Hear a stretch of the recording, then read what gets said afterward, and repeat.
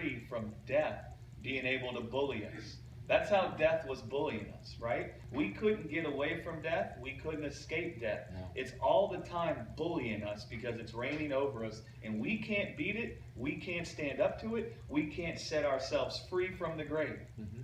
You can't set yourself free from the grave. Right. So it's all the time bullying us with fear, all the time tormenting us with fear. And through that fear, death took our members captive, right? Yeah.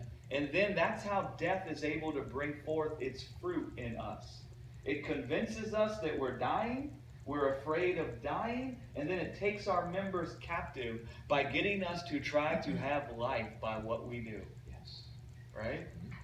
And then that's how it takes our members captive. Like Adam's members were taken captive the second he went to the fig tree and started trying to clothe himself. What took his members captive? Fear.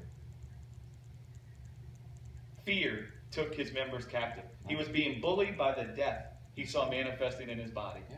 That death was bullying him. He didn't see any way that he could conquer that death. And so then he started trying to do it. Mm-hmm. He didn't see any way how that death could be conquered. Then he started trying to deliver himself from the death. That took his body captive and brought forth what? Thorns and thistles. What did God say to Adam? Because you've taken this wisdom on, because death is now in the earth and reigning over you, you're going to be condemned to the life where you're always laboring and toiling, trying to bring forth fruit. And you're never going to be able to bring forth any fruit. You're only going to be able to bring forth thorns and thistles. Mm. What are thorns and thistles? The fruit of death. And so God wants to not just conquer our death long term, but he knows in conquering our death long term in a human body, he'll destroy fear. So if he can destroy the power of fear in our lives, then he can also conquer death from being able to bring forth its fruit in us. Mm-hmm.